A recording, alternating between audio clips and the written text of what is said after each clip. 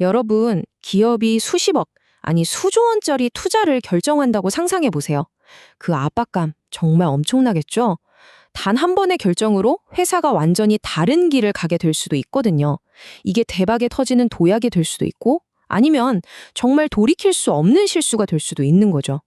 그래서 오늘은 과연 거대 기업들은 어떻게 이런 엄청난 결정을 내리는지 그 핵심 원칙들을 한번 제대로 파헤쳐 보려고 합니다. 자, 여기 보이는 이 질문 한번 보세요.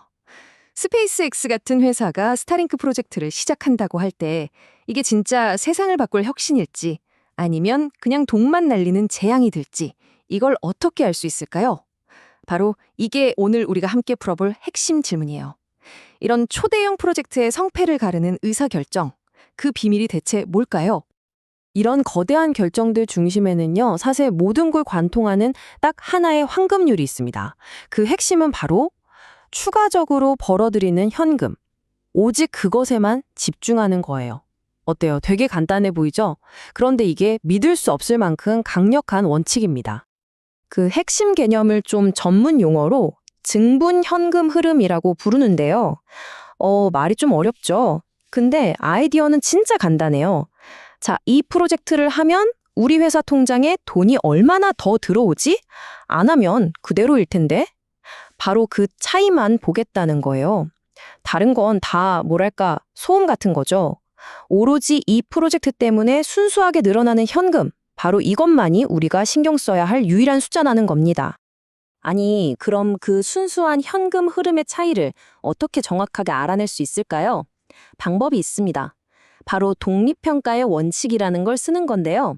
아이디어는 이래요.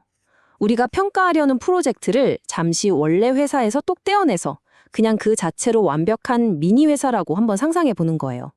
그리고 이 미니 회사가 혼자서 얼마를 벌고 또 얼마를 쓰는지 계산해 보는 거죠. 이렇게 해야만 기존 사업의 복잡한 것들 다 걷어내고 이 프로젝트의 진짜 가치를 아주 명확하게 볼 수 있게 됩니다. 자, 이제 기본 원칙은 알았어요. 그럼 이제부터는 우리가 흔히 빠지는 함정들을 피하는 법을 좀 알아볼게요. 이게 진짜 중요해요. 마치 재무적인 지뢰밭을 헤쳐나가는 거랑 비슷하거든요. 이 함정들을 모르면 아무리 좋은 원칙을 알고 있어도 아무 소용이 없습니다. 첫 번째, 그리고 아마 가장 흔하게 빠지는 함정일 텐데요. 바로 매몰 비용입니다. 이게 뭐냐면 이미 써버려서 다시는 되돌릴 수 없는 돈을 말해요. 예를 들어 프로젝트 시작하기 전에 시장 조사한다고 돈을 썼다? 이게 바로 매몰 비용이죠. 우리 본능적으로 그렇잖아요. 아니, 여기에 쓴 돈이 얼만다? 아까워서라도 계속해야지? 이런 생각. 근데 이게 바로 함정이라는 겁니다. 핵심은 이거예요. 매몰 비용은 앞으로의 결정에 정말 아무런 상관이 없다는 거. 그냥 말 그대로 이미 엎질러진 물인 거죠. 여기 한번 보세요. 매몰 비용하고 기회 비용이 어떻게 다른지 딱 보여주죠. 아까 말한 시장 조사 비용? 이건 매몰 비용이니까 그냥 잊어버려야 해요. 근데 기회 비용은 완전히 다른 얘기입니다. 예를 들어서 새 프로젝트에 쓰려는 공장이 있는데 만약 이 프로젝트를 안 하면 그 공장을 다른 데 세를 줘서 돈을 벌 수 있었다고 쳐봐요. 그럼 그 임대 수입 있죠? 그게 바로 기회 비용이에요. 이건 우리가 포기하는 가치이기 때문에 반드시 프로젝트 비용으로 계산해야 합니다. 그리고 또 하나, 부수적인 효과도 절대 놓치면 안 됩니다. 예를 들어 잠식 효과라는 게 있어요. 이게 뭐냐면 스트리밍 서비스가 나오면서 옛날 DVD 시장이 확 죽어버렸잖아요. 그런 것처럼 새 제품이 우리 회사 기존 제품의 판매를 깎아먹는 경우예요. 물론 반대로 좋은 것도 있죠. 시너지 효과라고. 새 프로젝트 덕분에 회사 다른 부서까지 돈을 더 잘 벌게 되는 경우도 있거든요. 그러니까 프로젝트의 진짜 영향력은 그 자체로 끝나지 않는다는 거. 그래서 이 두 가지 모두 증분현금 흐름에 꼭 넣어서 계산해야 합니다. 자, 이제 중요한 원칙도 알았고 피해야 할 함정들도 알았어요. 그럼 이제 진짜로 현금 흐름을 예측하는 단계로 한번 넘어가 볼게요. 이건 뭐랄까, 서류상의 이익을 진짜 우리 손에 쥐는 돈으로 바꾸는 과정이라고 할 수 있습니다. 실제로 현금 흐름을 예측하는 건 요리 레시피처럼 딱 3단계로 이루어져 있어요. 복잡해 보이지만 생각보다 아주 논리적입니다. 첫째, 미래에 얼마 벌고 얼마 쓸지 예상해서 추정 재무제표라는 걸 만들고요. 둘째, 그걸 바탕으로 프로젝트의 영업현금 흐름을 계산해요. 그리고 마지막으로 운영에 필요한 자잘한 돈들이 얼마나 들지 예측하는 거죠. 아주 체계적이죠. 자, 이게 바로 그 첫 단계, 추정 손익계산서입니다. 보면 매출에서 비용을 빼서 순이익이 얼마다 이렇게 보여주죠. 근데 여기서 진짜 중요한 사실 하나를 절대 잊으면 안 돼요. 뭐냐면 회계장부에 찍히는 이 이익이라는 숫자랑요, 우리가 실제로 만질 수 있는 현금은 완전히 다른 거라는 사실. 모든 분석은 바로 이 차이를 이해하는 데서 출발합니다. 바로 그래서 우리가 영업현금 흐름이라는 걸 따로 계산하는 거예요. 여기 보시면 순이익에서 출발하잖아요. 근데 거기에 감가상각비처럼 실제로는 돈이 안 나간 비용들을 다시 더해주고 있죠. 왜냐하면 이렇게 해야만 우리 결정에 진짜로 중요한 실제 현금이 어떻게 움직이는지를 제대로 파악할 수 있기 때문이에요. 그리고 여기서 진짜 재무 분석에 재미있는 부분이 하나 나옵니다. 바로 감가상각비의 세금 절감 효과라는 건데요.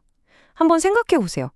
감가상각비는 기계가 낡는 거니까 실제로 우리 주머니에서 돈이 나가는 비용은 아니잖아요. 그런데 세법에서는 이걸 비용으로 인정해 준단 말이에요. 그럼 어떻게 될까요? 그렇죠. 우리가 내야 할 세금이 줄어들어요. 그래서 이 세금 방패 효과는 결국 우리 회사에 진짜 현금이 들어온 거나 마찬가지인 효과를 내는 겁니다. 이거 정말 똑똑한 거죠. 자, 이제 정말 힘든 과정이 끝났습니다. 미래의 현금 흐름 예측이 모두 끝났어요. 그럼 이제 이 숫자들을 가지고 드디어 최종적으로 이 프로젝트를 할 거냐 말 거냐 결정하는 마지막 단계에 온 겁니다. 이렇게 미래의 모든 현금 흐름을 다 계산하고 나면 최종 판단을 내릴 수 있게 됩니다. 바로 순현재 가치, 영어로는 NPV라는 걸 계산하는데요. 이게 뭐냐면 쉽게 말해서 미래에 벌 돈은 지금의 돈보다 가치가 좀 떨어진다는 점을 감안해서 이 프로젝트가 앞으로 벌어들일 모든 돈을 지금의 가치로 환산해 싹 다 더해보는 거예요. 그리고 그 총합이 플러스다? 그럼 고 하는 거고요. 마이너스다? 그럼 더로 스탑하는 거죠. 말 그대로 최종 성적표라고 할 수 있습니다. 자, 그럼 오늘 얘기한 내용들 여러분이 앞으로 뭔가 결정할 때 바로 써먹을 수 있도록 이 체크리스트로 한번 정리해 드릴게요. 첫째, 오직 추가로 생기는 현금 흐름에만 집중하세요. 둘째, 이미 쓴 돈, 매몰 비용은 그냥 과감하게 잊어버리세요. 셋째, 기회비용과 부수적인 효과들은 꼭 포함시켜야 하고요. 넷째, 세금, 특히 그 똑똑한 세금 절감 효과도 잊으면 안 됩니다. 그리고 마지막, 모든 프로젝트는 딱 떼어서 하나의 독립회사처럼 평가하는 거예요. 이 원칙들만 기억하셔도 여러분의 결정은 훨씬 더 명확하고 강력해질 겁니다. 이제 여러분은 거대 기업들이 실제로 사용하는 의사결정의 핵심 틀을 갖게 되신 겁니다. 자, 그렇다면 이 방법을 여러분의 다음번 중요한 결정에 한번 적용해 보는 건 어떨까요? 그게 꼭 회사 일이 아니더라도요. 개인적인 결정이라도 상관없습니다. 어떻게 써먹을 수 있을지 한 번쯤 생각해 보시면 정말 재미있을 거예요.